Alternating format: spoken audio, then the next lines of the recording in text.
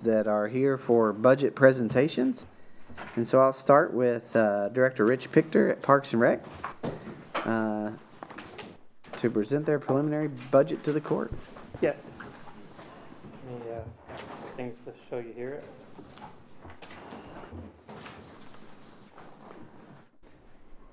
Okay, so did they have the packets, Melody? Did they got the information? Okay, so you should have this information in front of you, but I just wanted to go through a little bit with it quickly. I told Magistrate Carl I'd keep it under 2 hours.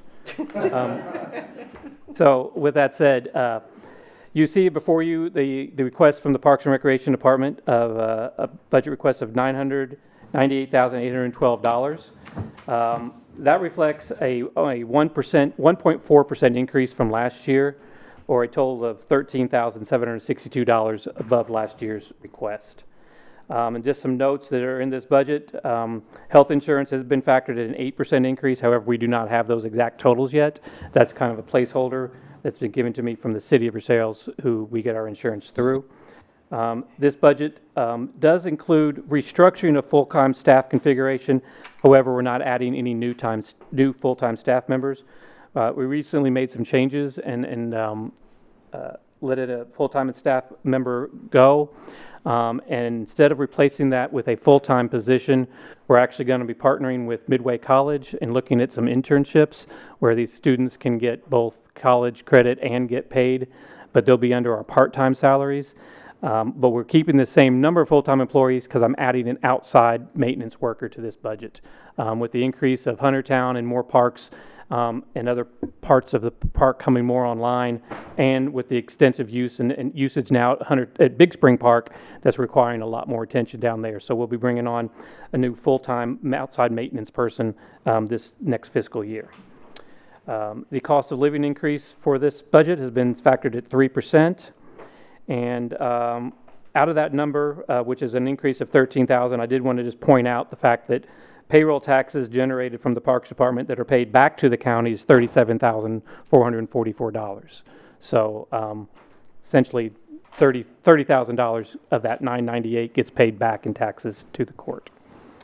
And then I have a list of the capital improvements that you'll see on the next page. And I'll kind of run through those briefly. Most of these this year are more on the maintenance related side. We're requesting two outdoor maintenance trucks. We're currently running a 24-year-old truck that was actually surplus from emergency management to us, has 142,000 miles, transmission slipping, and none of the staff feel comfortable having it leave the park. It's basically just a local trash truck in the park. And then we also have an 18-year-old F-250 that we need to basically move to the trash truck. Again, it's got significant issues. Cannot pull trailers with our mowers, and we don't take it off of the park at this time. Additionally, we're looking to purchase a snowplow for our maintenance truck. This past winter really taught us that having one of those is going to be needed, especially as we open up this new recreation road. Will give us the ability to plow the roads, keep them open when we have bad conditions.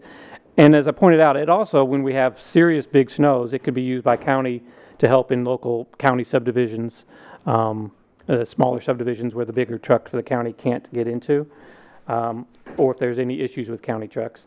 Same with the large salt spreader that to help cover the parking lot and the roads. And again, this could also be used in county or city subdivisions if needed. The one thing that I know people will be interested and happy to hear is we do have in this budget pickleball lights for the pickleball courts. The use of pickleball continues to grow. I left there last night after a Parks Board meeting around 8:30 at night, and the courts were full, and the outdoor basketball courts were full. And we're seeing a lot of that. Pickleball really, while we have our older and senior players play there in the mornings and early afternoons, I'm seeing a lot more of teenagers using it in the afternoons. So we're going to look to do that. We will be improving the disc golf course by adding new disc golf baskets and hole signage. The original ones are 10 years old and starting to fade and wear out. In doing so, we're also partnering with the new Woodford County Disc Golf Club. And so you can envision them much like you think of WISA Soccer or Woodford Youth Baseball Parents Association. We're going to let them kind of be the guiding force of tell us what's new, what's trendy, and what needs to happen. And the nice thing is they're willing to do the work. They just want to say, hey, can we make these improvements? So Parks and Rec will be partnering with them to make improvements, not only this year, but in years to come. Also on the maintenance side, a new skid steer. Our current Bobcat is 27 years old and has over 3,500 hours on it, and is undersized and underpowered for some of the attachments we now have. New flooring in the Falling Springs area offices. That's the original carpet in there, and it's honestly really gross. But it's got some juice stains, as you can imagine, from kids and other stuff, and it just needs to be replaced. Continuing with our ongoing maintenance of the pools, the outdoor pool pump feature replacement of replacing one pump. The next one will be the Lazy River. We didn't make it the full time. We have another pump that actually failed this year. And so that's come out of this year's budget as an unbudgeted item at a tune of $18,000. So we're trying to stay ahead of it with budgeted items.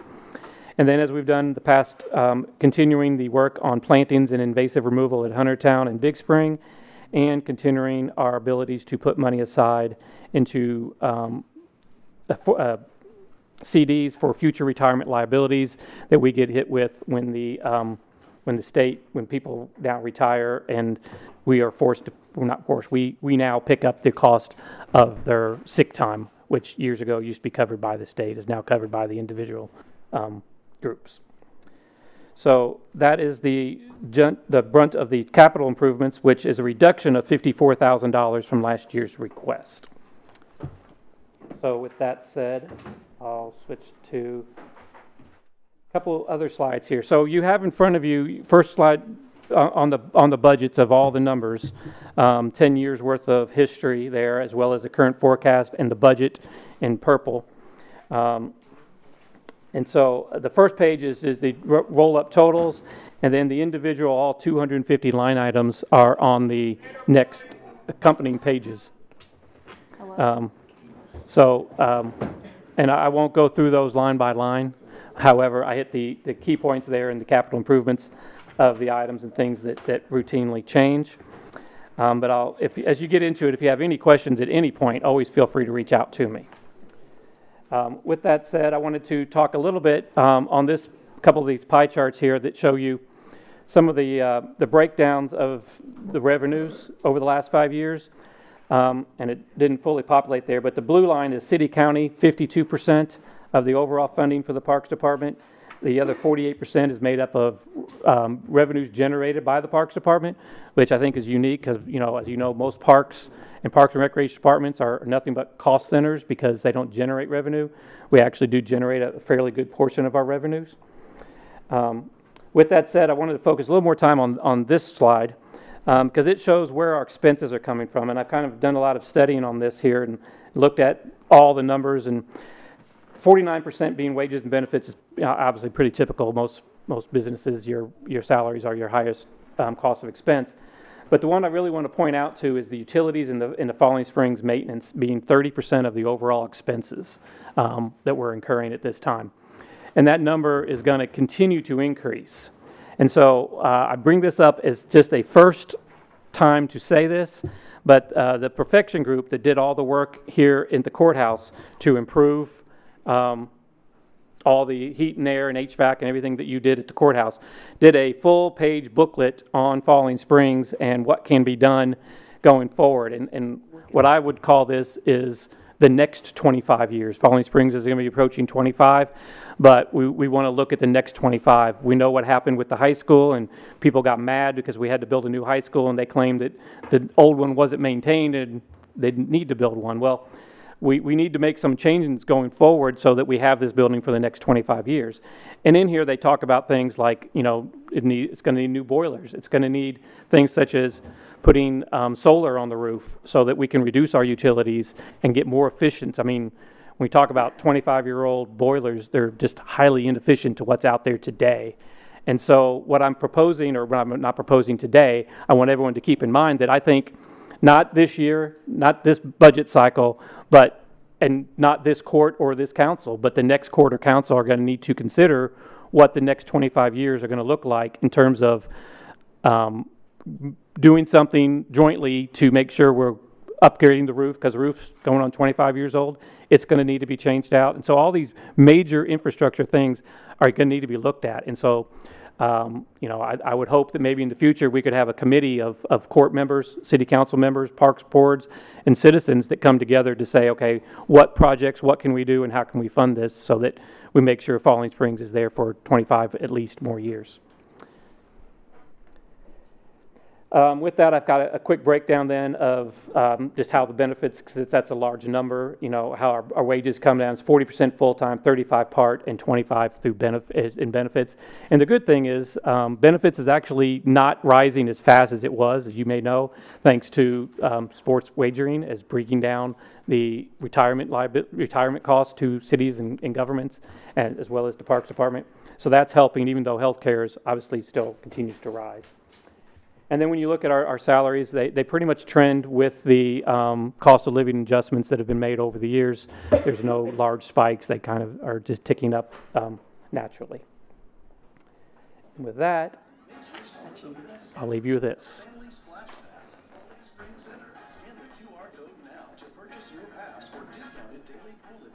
Falling Springs Center is the place to be for all your family fun activities this summer.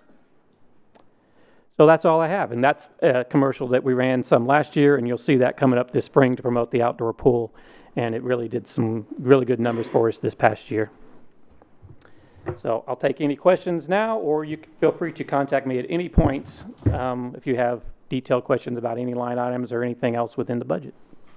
Well, thank you, Director Pictor. We really appreciate this good work on the budget and providing all of that information for the committee and the fiscal court to review, breaking it down so we can understand it. Remind us again the overall increase to the budget that you have this year. The overall increase is 1.4%, or $13,700, I think. Excellent. Which I joke, Kelly Carl could fund that. You know, we talk daily out there, you know, so I can tell you all about this. Yeah. Yeah, I mean, we got it. We're gonna keep this place for another 25 awesome years out there. Absolutely. And, you know, Falling Springs really is a gem. It's a unique and special part of our community, one that is so widely utilized and appreciated. And, yeah, I appreciate you looking forward and letting folks know that in upcoming budgets, there's got to be some considerations of additional expenses, but this budget looks good. Members of the committee, questions or comments for Director Pictor? As Director Pictor mentioned, if you have any questions, please contact him directly. And yeah, Squire Gill, you're recognized. Thank you. Is there any money in the Woodford Parks Foundation that you know of that are we able to access that for any of these? I'm thinking of that roof. I would say, I can't speak for the Parks Foundation, but I can say that that's what the money was designed for. Mm-hmm. If I'm correct, there's somewhere in the neighborhood of maybe 150 to 200,000. So that would go towards some of these capital, you know, large-scale capital improvements. It's definitely what it was designed for. But, you know, unfortunately, like the roof and stuff, you're talking upwards like $1 million type thing. But it definitely could be used for that, yes. Yeah, I know the theater is having trouble with a leak. They've had a trouble with a leaky roof. I didn't know if your building is, 25 years old. We haven't had a lot of leaks, no. We've had a couple spots here and there, but they've been minor fixes, you know, just seams and stuff that have come up. So, yeah, we've had repairs over the years. None more than we've had 5 years ago. But every now and then, you know, a drain will back up or something, water backs up and it gets underneath some flashing, or flashing needs to be fixed or caulked or whatever. But no major repairs have needed to be made. But that's not to say that they're not going to be coming in the future. Thank you. Mm-hmm. And Director Pictor, you referenced the Perfection Group's energy audit and looking at the facility. And, one of the things that's a reality is that a lot of the equipment and mechanics are original. so they're much less efficient than Yes. new. There's also been some replacement. Some of the original equipment remains on the roof, you know, and every nail hole, screw hole in a roof is always a potential weakness for moisture. And so I think that there's a big cost savings and an energy efficiency type project for the facility in the future. Yeah, definitely. I mean, when you look at just one aspect of our building, and that being the indoor pool, and you know, even though today's 80-something degrees and in July it'll be 105, that pool boiler is running 24/7, pulling gas to heat the indoor pool because it has to. But there's efficient systems out there now that could use solar, and your pool boiler, which we're on our third one because they wear out very fast. They're in a very corrosive environment, and they run about $30,000 a piece. And so we've already gone through 3 of them in 25 years. But you can turn those literally off come April and not turn them back on until October. So you expand the lifespan of that one type of machine a lot. And then you're saving your gas bill. When you look at our gas bill, runs roughly between $65,000 and $70,000 a year.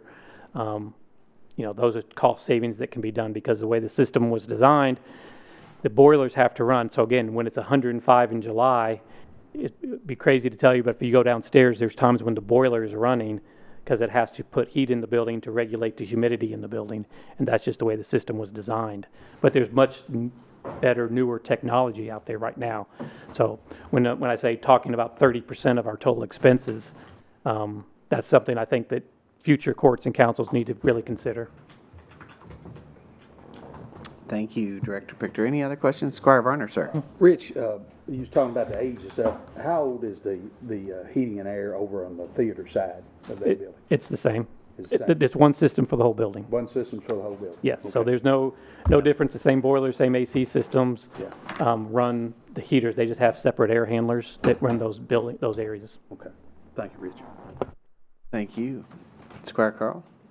Nothing. I'm just, All right, anything else for Director Pichter? All right, thank you. Thank you. Thank you. We appreciate the budget presentation. Next up, we have the Woodford County Conservation District.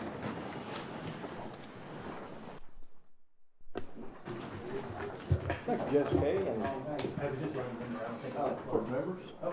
That's me.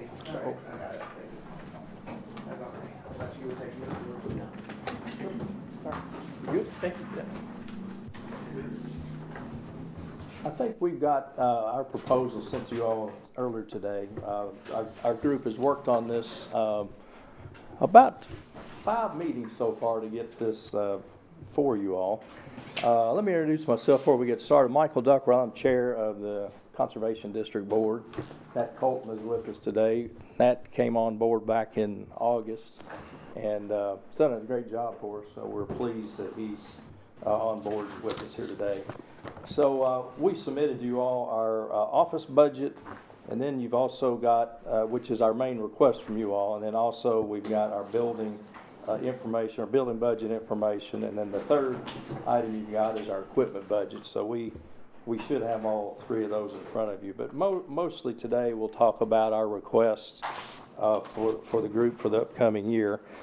We too, just like Rich had just stated, we've kind of done a 10-year look back on our budget, and Nat's done a real nice job looking back through that historical data and has been able to really do a nice job kind of getting a handle on what our facility is costing every year to operate. So we're at about $153,000. We're working with the Extension District and with USDA and then the other agencies located in the building. But for today's request, we're going to come before you asking $234,076. That represents about a 6.5% increase over last year. Just one comment on the 10-year look back. When we adjusted for inflation, we have been running about 0.72% annually on our requests, and we think we're just running a real efficient budget with local, state, federal agencies all coming together under one roof there. Our personnel budget is $188,392. That represents about 53% of the total budget requests today. will note that we did sign a new 90-10 partnership affiliation agreement with USDA. One of our employees is a shared employee. So we house Jared there with us, and we get 90% of his salary and benefits reimbursed through that program. So we're very pleased that went from 70-30 to 80-20, and now it's 90-10. So the federal government is providing a larger percent of that each year since we've had that program. And Jared works primarily with the federal programs there in the community. The rest of our programs you'll see there, and I'm glad to go over any of these in detail, but the operating expenses at 17%, that's $62,811. Like I say, that basically is our main operations of the building there. You're going to see something in there called building rents and leases. That's a $15,677 line item this year. That's $13.58 a square foot that you'll see represented in the budget. And then the last category, our last major category is administration. That's $101,575. This is where all of our local cost shares come.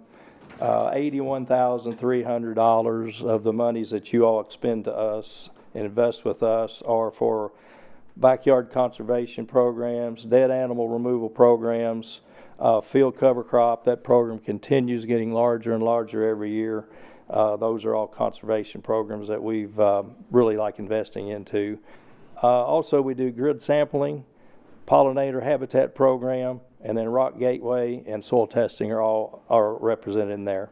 One I would like to recognize that's new in the budget this year is a $3,400 line item.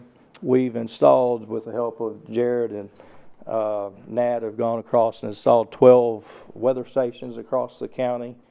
And right now, believe it or not, in April, we're already in a D2 drought down in the southern part of Woodford County. So I think it's some data that we're able to kind of feed through to the federal government for information that's I think been beneficial. So on the income side, we did just we did put $3,400 in there because we'd like to map where those are so we could show that on our website and continue putting more of that information out to the community. One last thing I will mention, we did a couple of things here recently. Like I said, we did the January 10-year look back and 10-year study. We also, just last month, we have a new procurement manual that we have developed, which will help in our bidding processes. And then we also were involved with Nat in the extension office. They did a Glens Creek watershed. This is part of the university's done a pretty major study. We did a couple of nights with farmers across the community back in February. That watershed represents about 21,000 acres of the community. That's about 20% of our county land mass here. And that study continues to go on, and the university will continue to be involved in that as well as the conservation district. So that's a quick overview. Glad to talk any more details about things we do. I've got several facts and figures that I'm glad to go into detail, but just a couple of things about what we invested in. We had $1 million of NRCS contracts last year, $45,000 in soil and water conservation contracts, 5,700 trees distributed, 1,100 acres of cover crop, 500 soil samples, 300 in our art contest, 100 dead animals removed, 32 monarch stations, and 7 rock gateways. So that's just a kind of a quick overview of some of the many things we've done, in the urban areas and out in the farming community. So be glad to answer any questions and give the hard ones over to Nat. Squire Varner, you had a question? I have a comment. Sure, please. Michael, Nat, it doesn't show the true purpose of and goals that you guys accomplish out there. You leverage so much money with these programs, and especially with bringing Jared on board. He can process those federal grants quicker, gets that money back into our farmers' hands. The weather station, that's going to be a big help because that data goes into FSA, which in turn leverages money for drought, emergency aid and stuff from the federal government. So all those things that you've been doing in the recent years has really picked us up on leveraging money for this county and the farmers in it. So I just want to say thank you on that. You're welcome. Thank you, Judge. Thank you, Squire Varner. Other questions or comments for the Conservation District? Yeah, Squire Gentry, you're recognized. You have $20,000 for building construction. Can you tell me about that? Yeah, that's a line item we try to put in, much like what Rich has talked about, to maintain the building. Last year, we've been in that building about 30 years, and we had to put a new roof and new gutters on. That was about a $60,000 investment. So we like to keep some money in there to maintain the building, maintain the parking lot. There's a place out back, for example, that for extensions, handicap parking it's probably going to need to be addressed for accessibility. So those kinds of projects, John, would be what we'll be using those funds for. Okay, so you also have in your maintenance and repairs, $52,000. Wouldn't that cover everything you just said? The $52,000 for maintenance? Yep. That 52,000 is under janitorial, and that's for janitorial services and cleaning supplies. And just as an example, one of the things that I anticipate needing to be replaced next year is a fan coil and a air handler on the extension side of the building, but we've got one that's starting to go out. So about half of the air handlers that I think in the building have been replaced. The whole building's on geothermal. There's a fair number of things that are coming. Thank you. You're welcome. Thank you. Other questions or comments? Can you Squire share? Taylor? Oh, sorry. I apologize. I didn't wait for you to You're good. recognize me. You were sharing, and I missed the number. You shared what the change has been. I don't know if you said it was 10 years and the requested contribution from the fiscal court. What was that distinction? Yeah, Lyles, we did a 10-year look back. I think we got that here with this information. Yeah, we went and did a study on all the information from 2017 through 2026. So it was 154,000. It was what the request was from the fiscal court back in 17. And then last year was 218,763. And then, but when you back out the inflation. Oh, that's okay. That was it. Inflation was 35.3%. And, excuse me, the request was 35.3 and the inflation was 28.1. Okay. So that's a 0.72% increase. I missed that nuance. I was just. And we've got that information, Lyles, if you need that. That would be helpful. Maybe that's already been sent through. That predates me by a couple of years on that. Day or two, I understand. Well, yeah. Thank you, Squire Taylor. And Mr. Chair, we didn't get that 10-year look-back information from you all that I'm aware.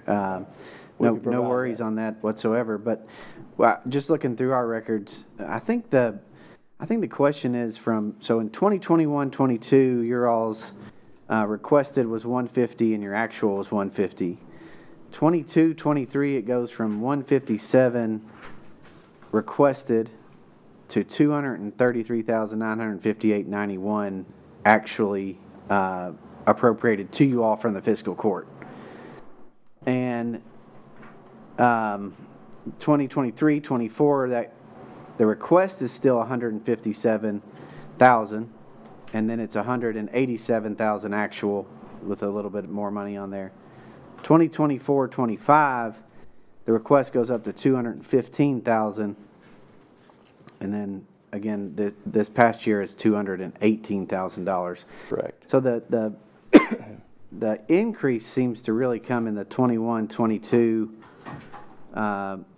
22-23 fiscal year in that time. And I don't recall, and I'm not sure if you all can provide any information on the reason for that significant jump in that fiscal year? Right. We can research that, James, and get that back to you. Yeah, well, some of the things that are worth noting, Jared was hired in 2021. There's a new operations manager in 2022.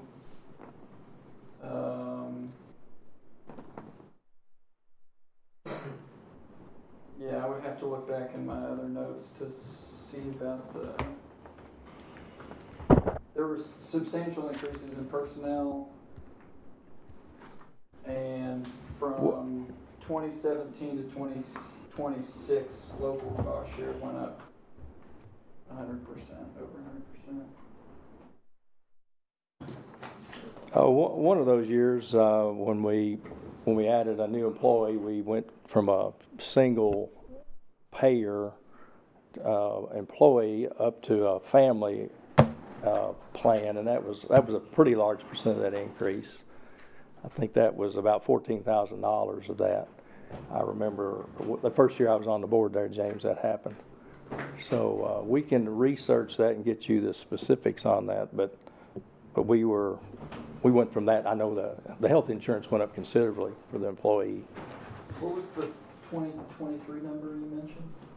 The 2022-23 fiscal year request was $157,000. The actual paid out was $233,958.91. At least that's what.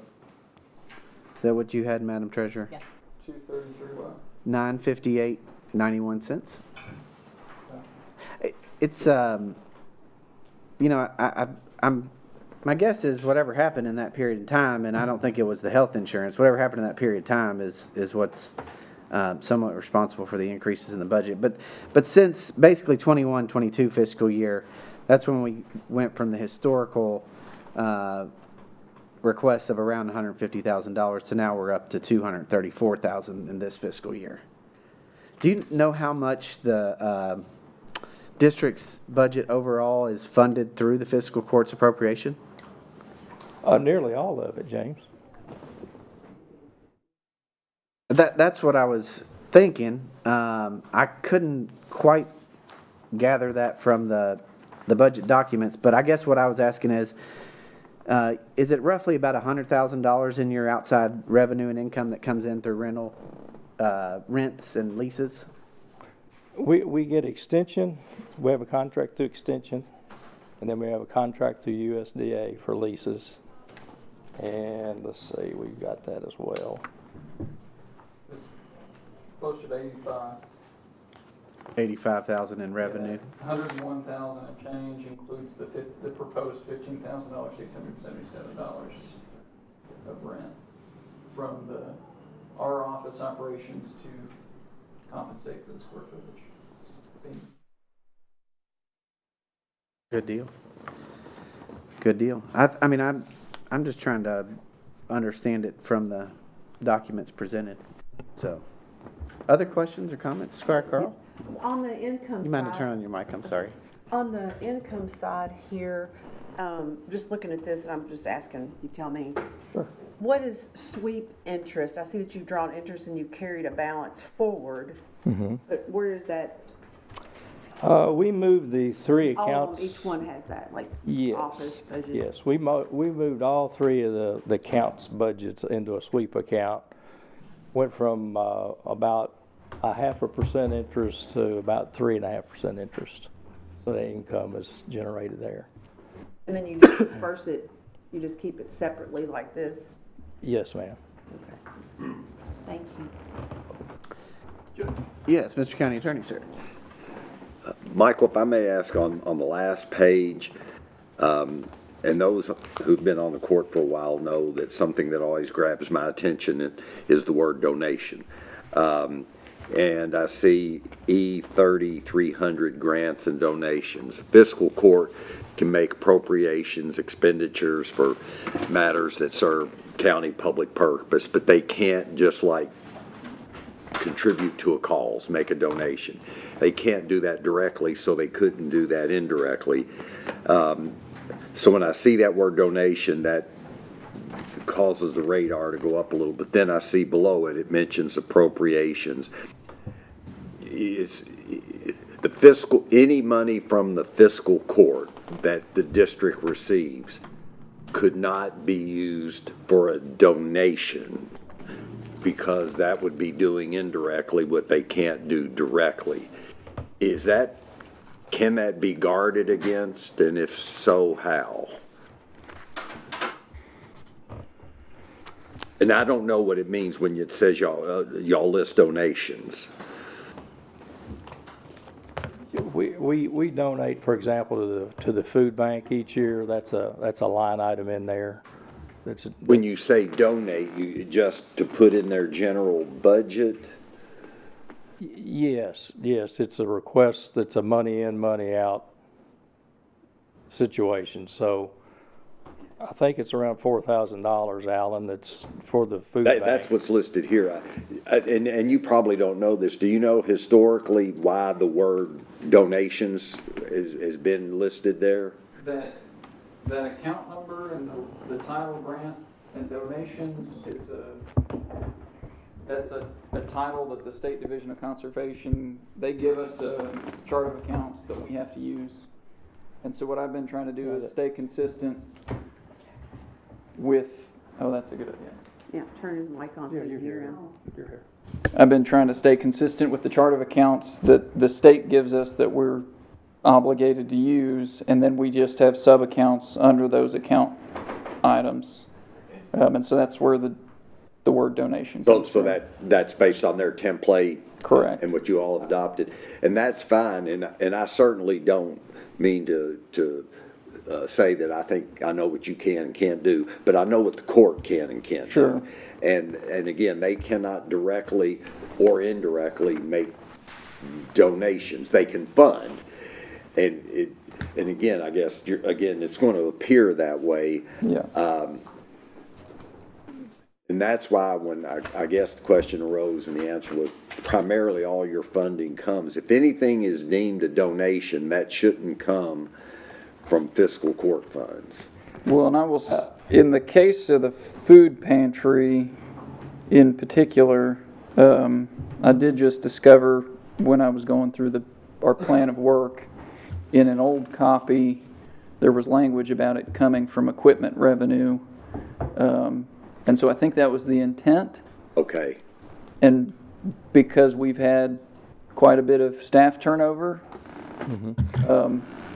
I'm not sure it always came from equipment revenue, but that the intent is for it to come from equipment revenue in that case anyway. Part of what we deal with, Alan, is we have multiple agencies that have monies coming through. And as I've been on the board 3 years now, and it takes a while to kind of, meet with all the players, understand all the players. And then when you get a young man with talent like this, it's got a great handle on, and not that the board didn't have a handle on all this, because we have people that come into our office and audit this quite frequently. And that set of folks has had turnover as well at the energy and environmental cabinet at the state level. So there's been eyes on these accounts quite closely since this building was built. So we're assured that these funds are fine. And but if there's another way that the scholarships, for example, we've been able to utilize some of the donations that way as well. So, and the scholarships are coming from equipment revenue and then being paid to students. And I think that would increase my comfort level for the court if for something that is considered and maybe even referred to as a donation does not come from what the fiscal court provides. Because again, they cannot directly do that, so they therefore cannot indirectly do that. Sure. So, and that may be just a small point, but I think, again, when we don't have any sort of heading like that, and we do it different than the state does, obviously, but that would, and I realize that's a small amount when we look at the monies that are involved overall, but. Yeah, and the board had quite a long conversation on some of those matters back in the winter, Alan. All right. We're now working through some of these things that I think we've had 4 different people that have been putting codes in there, then you may code it one way and Nat may code it another way. So we've been trying to get some consistency there with the way we're coding. So some of that is a response from that matter. Yep. Thank you all. Thank you, Judge. Squire Gardner. Yes, sir. As I said on that board, I know all of our donations or grant that are out to the community always came out of all the rental. And I know that's. Yes, went that's through, correct. And I know there were several years there that the Conservation District didn't ask for any more money than the previous year. There was a constant, and Yes, then that's the reflected on inflation that. kicked in, and that's the reason our budget started to climb. But as when I said on there, everything that went to food pantry, farmers market, and stuff came out of the rental. Yes, And, yes, I think that's you know, what I recall, yeah, yes. And that's the way that did, because we could not spend any money coming from the court to do those That's things. right. And Yeah. we didn't practice that, and I know you guys aren't either. I know that's where that comes from. Right, sounds good. Thank And you, then Judge. lastly, I'll announce we're working with the court on this and other agencies. The Earth Day program is this Saturday, so 10 to 12. If y'all want to stop by, there'll be Nat and the whole group went over to pick the trees up yesterday, toured through the farm there. And so we're looking forward to seeing everybody for Earth Day this coming week, and anybody will be welcome to come out there.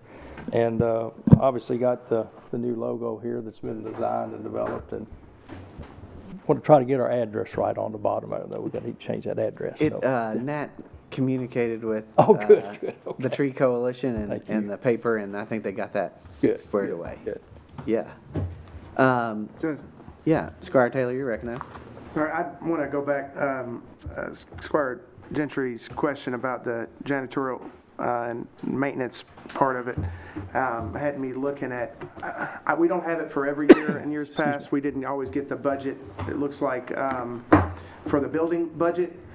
But, maybe this is inflation. I'm just wondering if, it looks like we went from, in 23, 24 on between janitorial, payroll, the salaries for the custodial assistant, and then the services, about 35,000 to this year looking at 52. Am I right on that? Yeah, we had a. 53. No, I'm sorry. Go ahead, Matt. 52. So I changed because we had a W-2 employee who's That's been what I was gonna- cleaning the building, so we had separate net salary, taxes, all of the personnel expenses associated with that individual, and she has since left. And so now, and we had a separate line item for services that was for like carpet cleaning and things like that. So it was a much smaller dollar amount on that line item in the past. And now we are contracting out custodial work, so it's all getting lumped into the same account, if that makes sense. Okay, that's that contracted well, the contracted Janitorial services are all- services, Yeah, I'm sorry, I was trying to find the other. the other account Yeah, that was name. 1,500 though. Yeah. I put that in my 35,000 total. Oh, you added Yeah, I that. added that in, So you were adding, just because there was two salary. janitorial lines. Well, that's just what you all had, and I was putting those together. okay. So if you take out those taxes, That's probably, is that net salary or is that salary and, that's net. yeah, so then you've got state, federal, county, city taxes. Withholdings, yeah. Well, no, those are all included, yeah, Okay. on that previous, so it's still up That was in what year? 23, 24. 23, 24. I guess ultimately, having gone, I guess my question is, having gone from a W-2 employee to a service, is that something you all bid out, or is it I mean, that's a big jump. Well, that happened, Could have been a savings in not having to pay those same taxes. yeah, the change actually happened last month. Yeah, we got So three bids the on that. W-2 employee, what I've got in my notes is from 23 to 24, we went from $26,695 budgeted for building payroll to $33,434. for building payroll. Building payroll meaning salaries for custodial staff. Correct, and then I added the 1,500 for the other. Services, So yeah. that was about, Got it. yeah. Yeah, so we were, yeah, so that's the, and those were pay raises essentially is what that amounts to. Thank you. Yep. And Squire Varner, to your point, I think the office budget reflects the grants and donations line items. Maybe I think that E30300 designation, maybe that's the coded designation for your budget, either your accounts or your software, or however that is, but perhaps maybe an easier resolution for the county attorney's concerns would be to remove donations from that appropriation administrative line item, which is listed under the office budget account.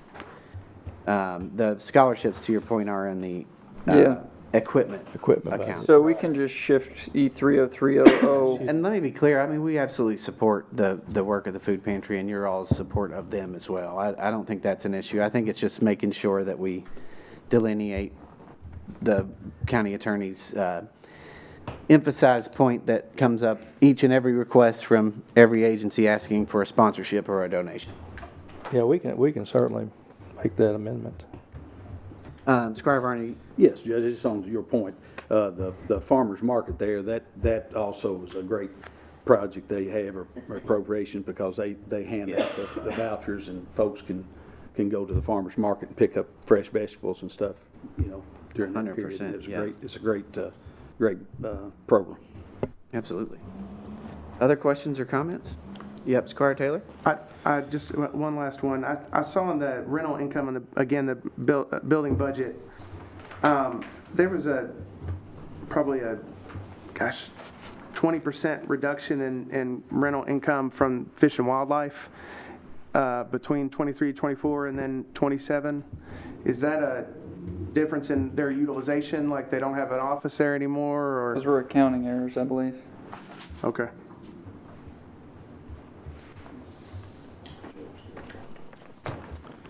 I don't know if they had less space or something they needed. Well, we have had some changes like that, but what were the years? I can double check, but I 23, suspect. 24 was the only other year I have of the office building. budget. The building budget. Yeah, I'm sorry, that's what I meant. Yeah, I suspect those were accounting errors. Squire Carl? Yes, on this, and just request whether, when you go back and look, is there any way to get this so that we can see at least the previous year? It's nice to be able to see it, Yeah. I mean, We sure can. this is good too, but it's nice to be able to see it instead of, we're asking you, but if you have it already on here, it's very easy for us to see what the increase is, or even if it's two prior years. I think I've always did that with the sheriff's office. I had 2 years budgets prior to the one I was doing, so that you could actually go back and see it. It's just nice. You're talking the entire budget or building lease? The entire budget. Entire budget, got it, sure. You can just Yep. do it on a spreadsheet. I think you've had it. Well, and I was Yeah, we can do certainly that if taking that's the notes format that as you Rich was prefer. presenting. It's just nice to look. Well, and it sounds like that 10-year look back would be really helpful. We appreciate that. Yes, oh yeah, I think that would be good for all of us to see. We're kind of working through that. We did that exercise for our Extension District Board, renegotiating some leases there. It allows us why we've got that information. And this is my first rodeo, and I appreciate Melody and you all supporting us and being communicative as I have questions, as well as the board, so. And Mr. Chair, you mentioned that the funds and accounts are routinely reviewed and audited. But my understanding is you have an audit every 4 years, is that correct? That's required by the Energy and Environmental Committee, yes. And you've got additional audits since then, or since 2022? That predates me, so I can't address that.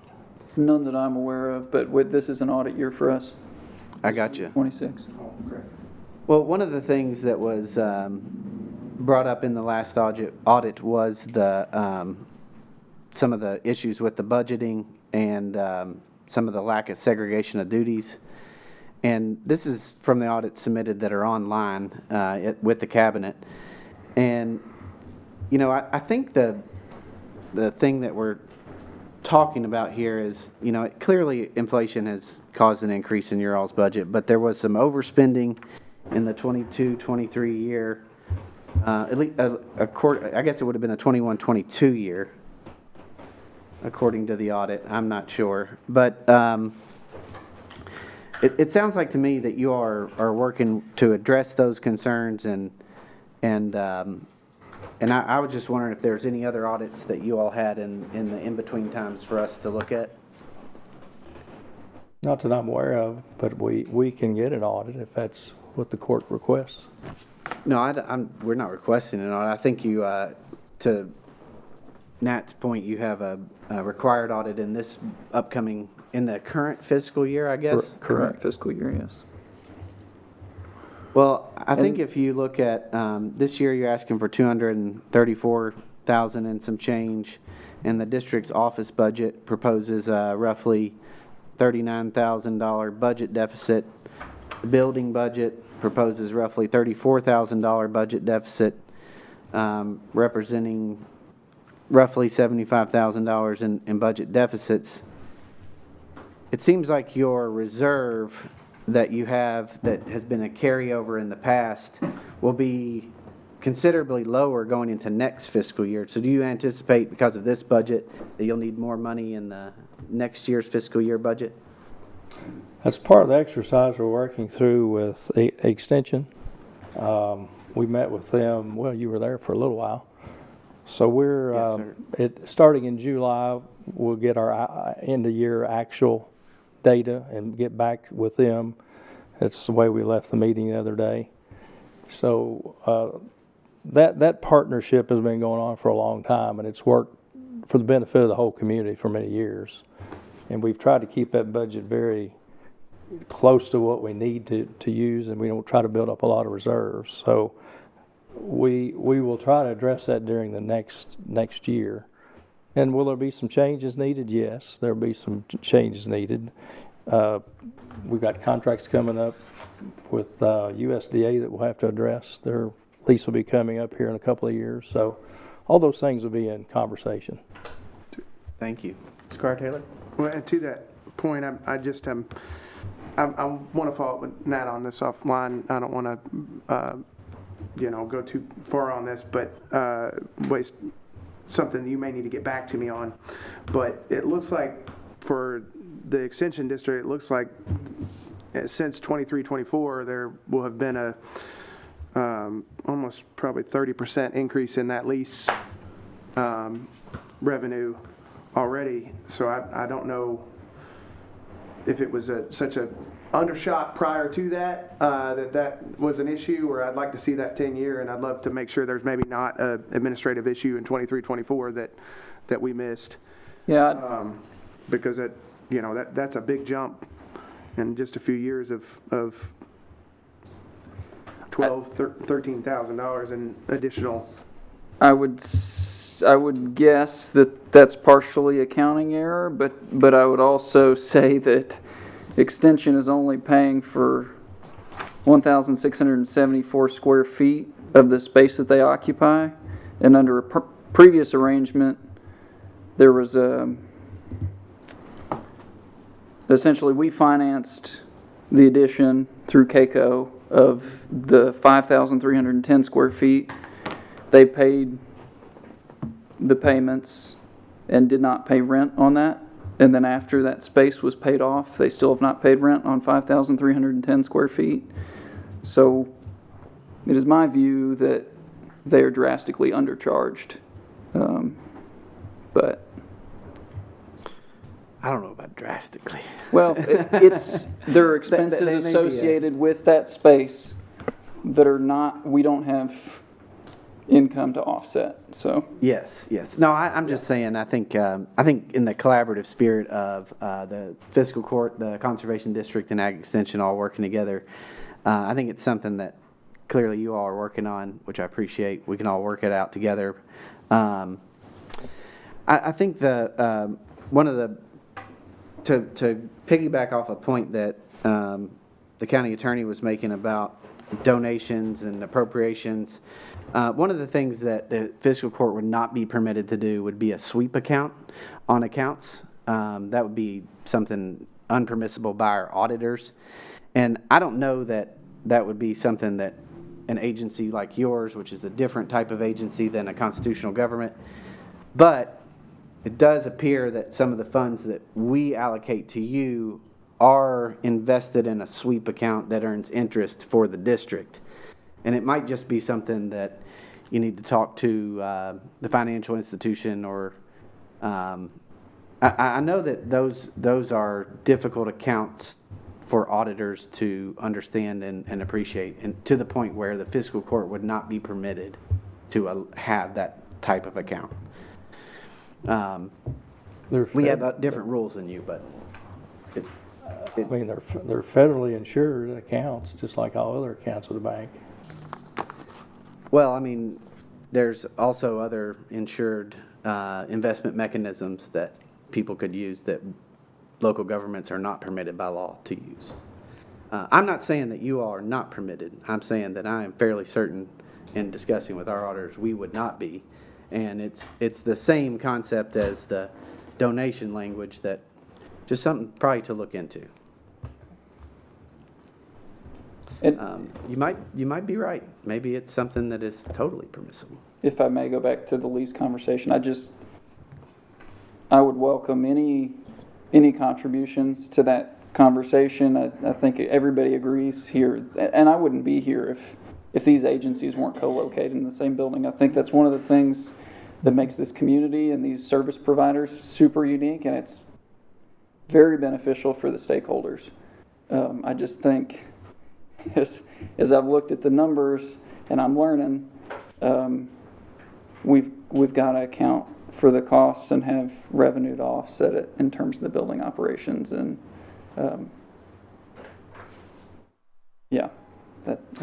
going to take a 1 year exercise with the agencies in the office. That's kind of what we've agreed to do, and we communicate quite closely with those agencies, and they all want to stay co-located together. Nobody knows what the future holds for those. I mean, I recall when we built that building many years ago, there was many naysayers that said we couldn't do that building. And here we are. Fast forward from 1994 to today, we're still standing. We worked through a lot of things together, and I look forward to working through those together again through the next 12 months. And Mr. Chair, to your point on that, it is a wonderful collaboration and resource that we have at the Ag Resource Building to have all the folks in one place that serve our farmers, our ag community, our whole community. I think that you all have done a tremendous hire in bringing Nat on. He has been exceptional to work with. He works hard. He knows what he's doing. I know you see that every day, but we do. I know we're digging into the budget realities, because there are definitely some questions, but I think overall, I hope you know that the fiscal court stands ready to support your office, your agencies, Ag Extension, the other agencies in our Ag Resource Building. And, you know, it's one of those things where, to your point, it is collaborative, that we'll work through any issues that we have. Good. Look forward to it. Thank you. Squire Varner, sir. Yes, one other comment. You know, Nat and Michael hadn't addressed the pressure we have every lease cycle with USDA and also with Extension to hold that building together, to hold those entities there, because there's pressure to move that USDA office to Fayette County, which in turn brings all of the farmers here has to move. There's a lot of counties that doesn't have a USDA office. That's right. And the farming community and the leaders have worked their magic to keep that there. And one of the things is the low lease prices, the low per square foot. And then I know when I was on there, we put in a lot of things we had to do to keep USDA, like computer cool room and different things. Oh yes, I recall. It cost a lot of money to do that we had to do to secure that lease. So there's a lot of pressure there to hold that together, Judge, as you say, and that is a gem that we, the farmers of Woodford County take advantage of because it's right here, and we're fortunate to have it. So, thank you, Judge. Thank you, Squire Varner, and I really do appreciate the USDA FSA office and their executive board who made the decision to keep it in Woodford County, and I think it speaks to our agriculture community and the setup at the Ag Resource Building that we have a one-stop shop, and it is an incentive to be there. I think that however the fiscal court can be helpful in working with and helping alleviate those pressures. I know Squire Varner is committed to that. I remain committed to that. I believe our full fiscal court does as well. Good to hear. Yes, sir. Other questions or comments for the chair? Right here. Seeing none, Here, thank you right all. here. Oh, yes, Squire Gill, you're Thank you. recognized. I just want to say, I've been to, Darrell and I both have been to a lot of these meetings, and they're very long. And you've done many of them to try to come up with this. It's a big challenge because the cost of everything is going up. And you have a set lease for a certain amount of time, and that can't change yearly. Right. So I really appreciate the efforts you've made to try to make this clear. I think this format is different than we're used to looking at. It's a little bit different, and maybe it's kind of thrown me off a little bit. So, and I agree with Squire Carl that it would be good to have last year's compared to this year's, so we can Oh, yeah, we compare definitely it. got that. Yeah, if we could just have them side by side in columns, that would be great. We- But we I really will- appreciate all the work you've done on this, and I know there have been hours and hours of discussion to try to get here, and I appreciate it. Thank you, Squire Gill. Other questions or comments? Well, thank you, Mr. Chair. Thank you, Mr. Colt. Thank you to the Thank you, Fiscal Board of Court. Appreciate your Supervisors time. as well. We'll move on to our next item of business. You all have the proposed detention center budget. I would ask that we have that accepted into the record, and that if you have any questions or comments, to reach out to our jailer, Madam Jailer Michelle Rankin. Madam Clerk, which are the proposed department budgets that we've received since our last committee meeting? Are you aware? Sorry to put you on the spot. I think maintenance is still in draft form. Maintenance has submitted another draft. I think Drew was finishing up on some safety, but we don't have any new ones since our last meeting. So we're getting to the short rows of the departments and agencies' budget. We've had a meeting with the Versailles Police Department, the mayor, regarding that budget as well. Midway had a representative in that meeting as well. I think that's something that is going to be a continuation budget for the court to review. I think they're on the agenda for our next Budget and Finance Committee. So any other questions or comments about any of the departments or agencies' budgets that we have before us, or questions you have about any that we don't have before us? Seeing none, we'll move on to our road material bids. We do have our road supervisor, Scott Dean, with us. And also Gail Smith is with us as well from the road department. Their recommendation is going to be to the Budget and Finance Committee that we accept the bids for the winter coal mix, the bituminous materials, concrete, crushed stone, and salt. And then they're going to ask that we rebid the road fluids and fuel as recommended by the supervisor. That being their recommendations, are there any questions on those recommendations from the committee or the court? Seeing none, I will entertain a recommendation to accept the bids for winter coal mix, bituminous materials, concrete, crushed stone, and salt as recommended. So moved. Motion by Squire Varner. Second by Squire Carl. Any questions? Seeing none, all those in favor, please vote, signify by saying aye. Aye. All those opposed, nay. That motion carries. Their recommendation would then be to rebid the road fluids and fuel. Is there a motion to do that? Motion. Motion by Squire Taylor, second by Squire Carl. Any questions thereon? Seeing none, all those in favor, please vote, signify by saying aye. Aye. All those opposed, nay. And that'll be a recommendation to the full fiscal court for approval thereon.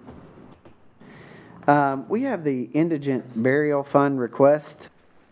It's for $750 for a cremation for the party represented in the request. You all have that before you. Members of the committee, do you have any questions on that? I would entertain a motion for the recommendation to authorize the disbursements of funds in the amount of $750 for the indigent burial funds. Motion by Squire Varner, second by Squire Carl. All those in favor, please vote and signify by saying aye. Aye. All those opposed, nay. The Still Cemetery request from the Cemetery Committee has still not come directly from the Cemetery Committee. I think they plan on meeting and revising their request to the court, but it's for some tree removal work out there that they would request from the city and the county. But again, that's not before us, but something that we will look at when they have that ready for us. We do have the telephone service migration request. Director Drew Chandler is here, and Director Chandler, I give the floor to you to explain this request. Thank you, Judge. Mid-pandemic, we went to a hosted voice over IP phone system that facilitated remote work. It allowed calls to be transferred not just from one end of the hall to the other between offices, but between floors. And that phone system has since been expanded to the road department, solid waste, recycle, animal control, coroner's office, the Gov Center. It's in multiple buildings. We are no longer in a long-term agreement. The original term that was a state price contract has concluded. There was a corporate restructuring of that service provider, and we landed with one of their entities that really wants to get out of this phone system business and concentrate on providing internet service in residences and landlines and consumer-based items called Altafiber, which is a subsidiary of Cincinnati Bell. To that effect, they connected us with a company called Ring Central, and Ring Central's pricing is actually more competitive than Altafiber's, and there's a pretty substantial monthly and annual cost savings for a 3-year term, which is what's in front of you. I did go out and get some internet quotes for other services, and I don't think we'll find a better deal. We always can bid this service, but I don't think the pricing will be any more aggressive. In addition to the monthly recurring savings that comes along with this, Ring Central, as part of this partnership with Altafiber, is offering us a credit equivalent to 3 months free service to facilitate the transition. So instead of paying for 2 services simultaneously while we make the change, and I don't think it'll take a calendar quarter, but it will have to be a very coordinated project to minimize any disruption from the offices as they switch. All our existing hardware is compatible, so we don't have any equipment to buy.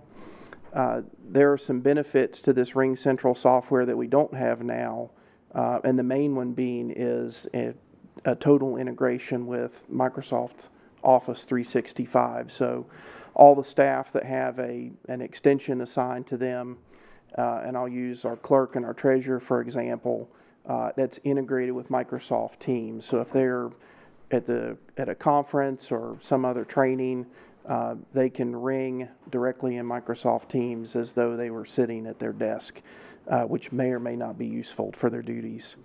We'll also have some more local control. Right now, the clerk sometimes will change which facility her staff work at, and we have to request those types of changes. Well, now that could be handled internally, so we will have access to more features than we do with the current solution.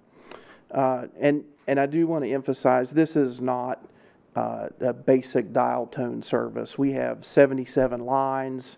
We have virtual faxes.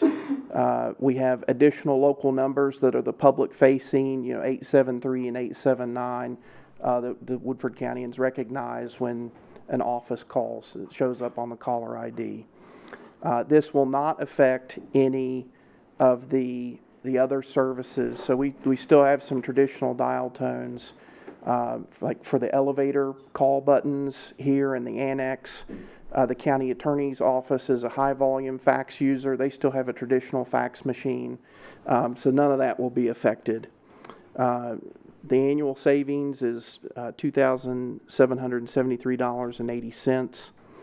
And I'm happy to answer any questions. Any questions for Director Chandler, Squire Taylor? I just want to, I actually used Ring Central in my day job during the pandemic, and they were really innovative and very responsive. So I had a really great experience with them. I didn't know that was being explored by you until I saw it, but I think it's a great move on those opportunities. Thank you. Squire Varner? Thank you.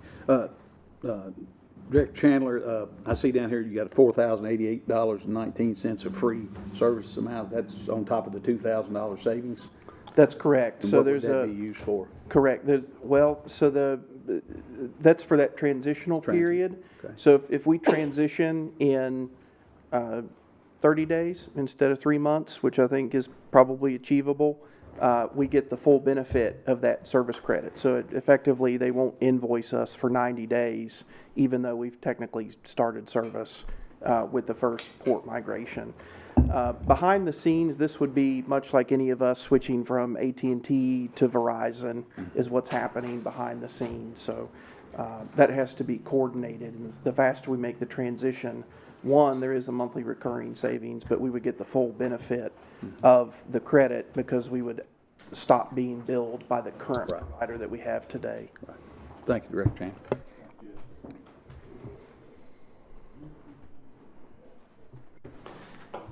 Is there a motion to recommend the proposal to migrate the services as presented?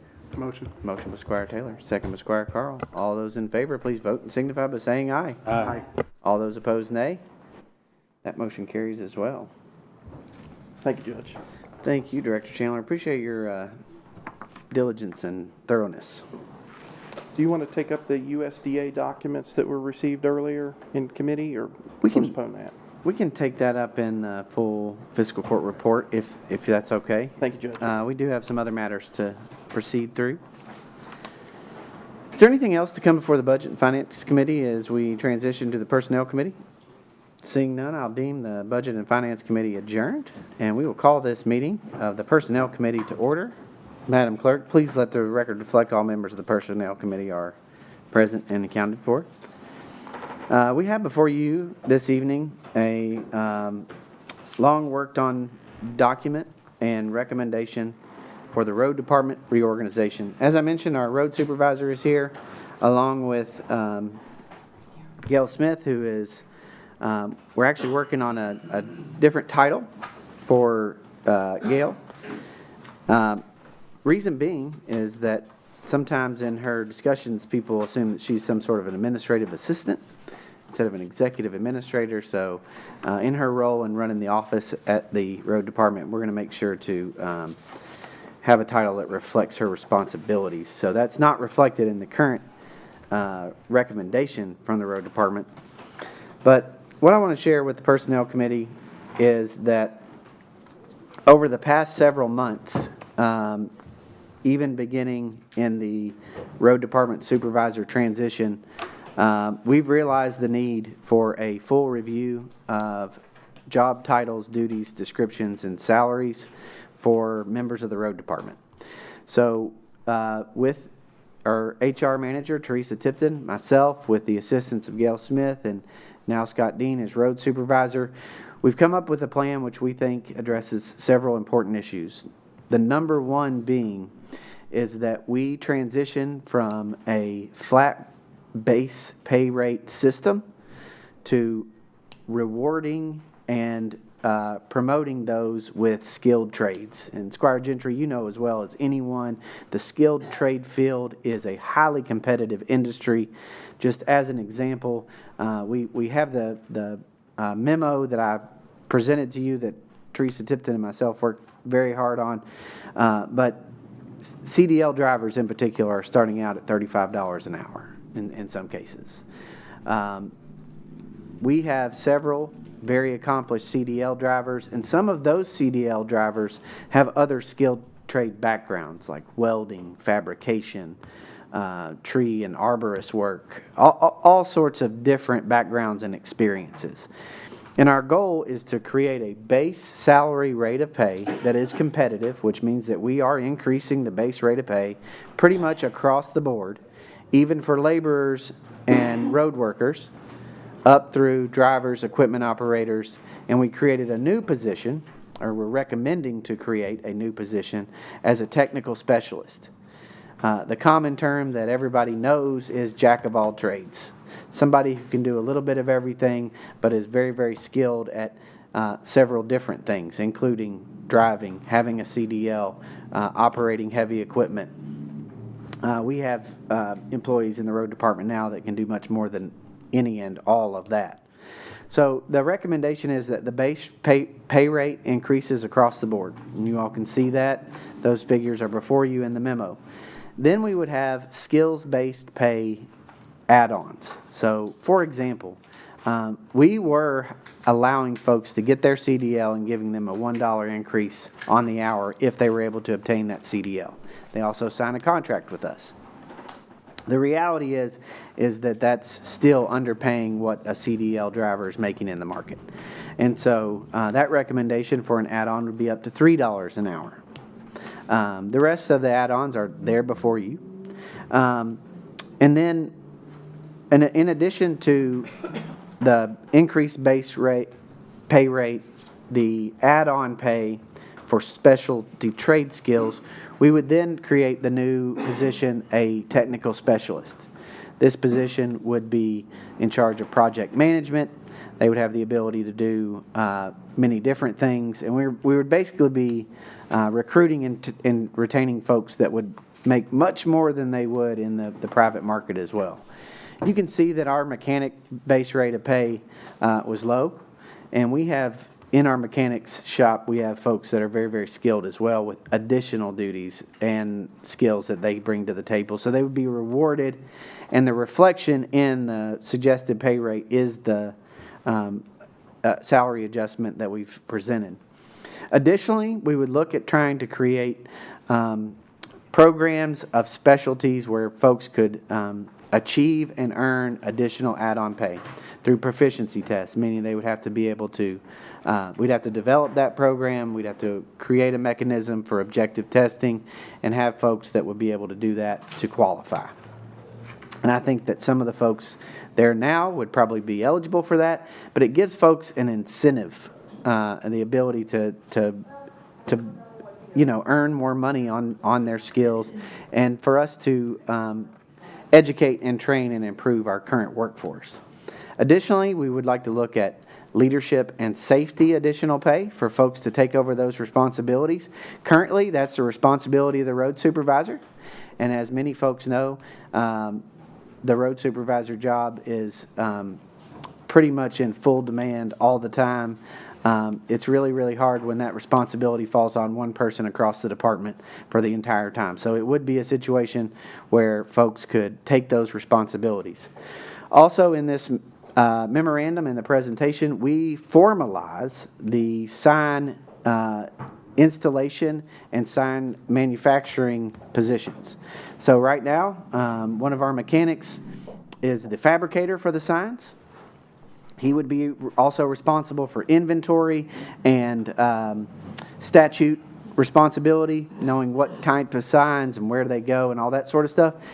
And then we have a second position of a sign installation person, and they would get additional pay for being the person responsible for that, which means that they would manage the crew to go put up a sign, and they would work with the sign fabricator to figure out which signs to put up. We actually currently have these positions active in the road department. This formalizes that position and rewards that position with a specific title and designation and additional pay. Finally, we have 3 additional positions that would be included. This would be the same proposal that would go to the budget, and we do keep the road intern project, or the road intern program available, which we haven't been able to use as much, but it's mainly because, we've just been covered up to the brim with all that the road department has been dealing with. So that being the case, let me open up any questions that you all have regarding the proposal for the road department reorganization. And I would add, first, I recognize Squire Taylor, I would add that what I'm proposing is not incorporating the 3% potential cost of living adjustment, that any cost of living adjustment that would be awarded in the budget would be awarded in addition to these salaries, in exception to the 1-year rule, come July 1, which will all be reflected in the budget personnel spreadsheet, which Teresa is working on diligently, and we will get to you all well before the budget is presented. Squire Taylor. Well, first of all, thank you for preemptively answering that, because that was 50% of my question, so I appreciate that. Yeah, sure. It's always great when you don't even have to ask the question that you're going to ask. And 2, I'm wondering, we've talked about this off,